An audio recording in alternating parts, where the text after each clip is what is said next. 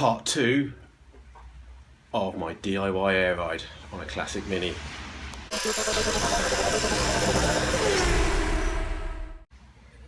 Okay, so we finished the last one. We just tack welded a top on and a bottom on, moved them, we cut them and shut them. Hopefully not doing too much damage, but that's just the way it goes. Proved the principle, things cleared and it worked. It looks like the positioning is fairly good, so I think it will work in the position. What I'm going to do is strengthen up the top mount with hopefully not destroying the shock absorber. And the bottom one, as you can see, is quite offset. I might try and replace that with a mini bottom end because this size is much bigger. It does go on, but it would involve me creating some top hats type things with the bolts on it to try and go inserts to go inside the bottom of that. I'm thinking if we can get the standard mini one to fit, Bob's your uncle, Fanny's your aunt. So let's have a play and I'll get back to you. Well, here we are. Blocking the light, do apologise. Standard mini rear shock absorber.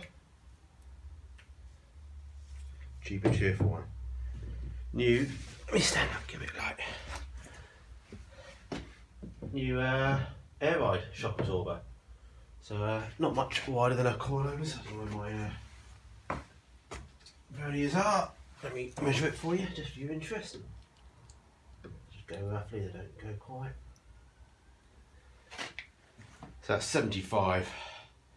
So nearly just under 3 inches in diameter, the widest bit of this rim here. So maybe a little bit wider than the coilovers because I can't remember what they're now, 2.5 inch. But anyway, yeah.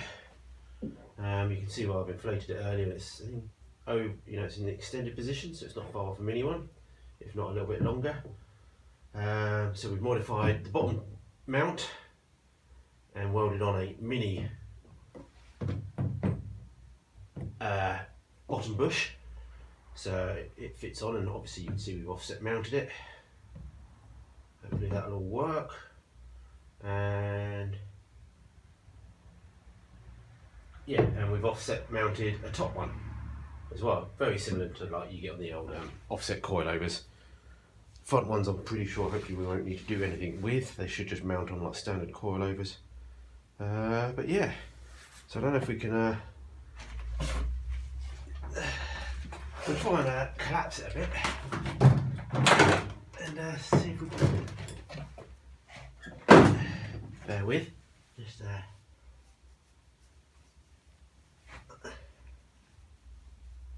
well, the good thing is no oil's pissing out everywhere.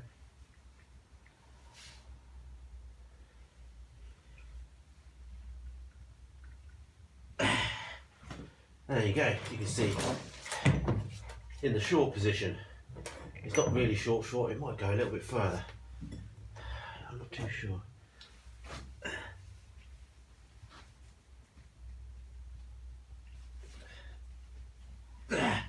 Yeah, it will go further.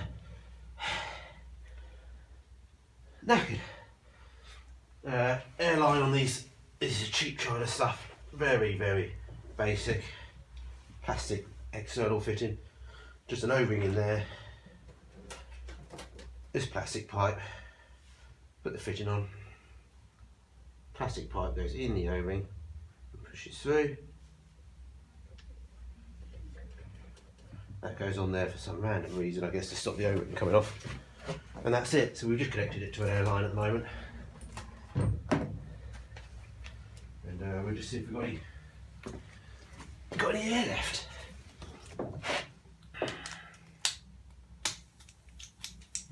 No.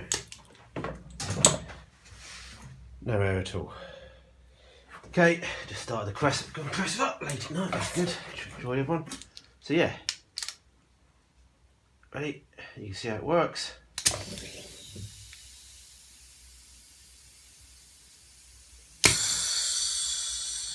And that's it. Inflates the bag, shock absorber comes out, car goes up. Pressure comes out, the weight of the car would now normally collapse it back down. So we might just put it on one test and do a fitting, just see what it's looking like.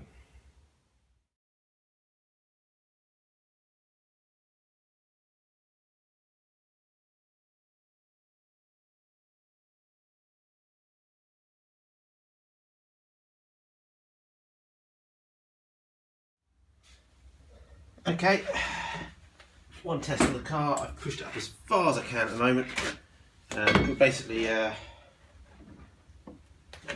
could go a little bit lower. We could go with a slightly thinner rubber shock top mount. You know, that's an inch there, so it could definitely go up another inch if needed. The other thing that will be stopping it next is that the handbrake brake hose, flexible brake hose on the top of the radius arm will be in contact with the boot floor. So that would be another thing to adjust. So I'm thinking this is fairly low for a Mini. So let's just see if we can connect the airline in.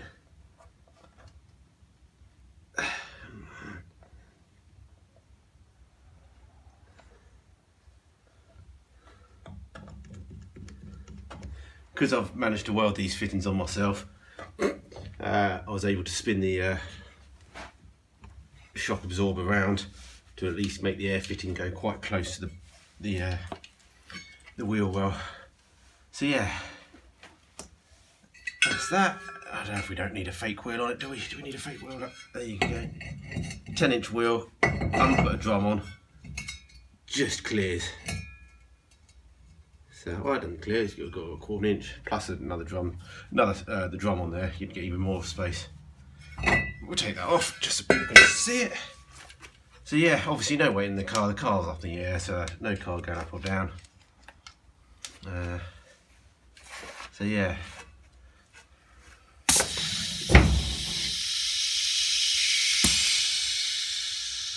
There we go. Obviously running off of compressed air. What comes with, I don't know where the stuff is.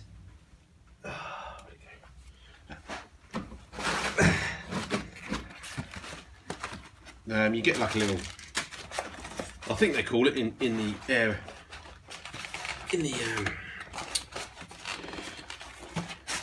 air riding world, I think they call it dirty air. So basically what you do is you don't actually have a reservoir tank, you just have a pump and that feeds the things directly. Obviously on a motorbike I expect there's not much room for an air tank as well. So to start with, I think when I fit it to the red hot, I'm just going to whack these on there and just see what happens. There's no point spending even any more money yet. You know, if I prove the principle it works, putting a tank on and stuff is just simple stuff, it's just money. But yeah, I think that'll work. We might do the other side fractionally different, but in principle, that'll work, I think. Well, we'll find out, don't we? But anyway, so that's the end of that video. We've got to get back onto the proper Mark 1 stuff now. But yeah, next video, we'll have the other side made and we'll see if we can get them bolted to the car and actually test it under weight. So yeah, hopefully everyone's enjoying a bit of fun that I'm having. I like a little project, whether it works or not is another question, but it kills a bit of time, doesn't it? And in the end, if people say it can't be done, that's a reason to try and do it. Obviously, if somebody phones me up and says, no, you don't do that, it's going to fall to bits. Oh well. Anyway, back to some reaming of a radius arm. Enjoy, everyone.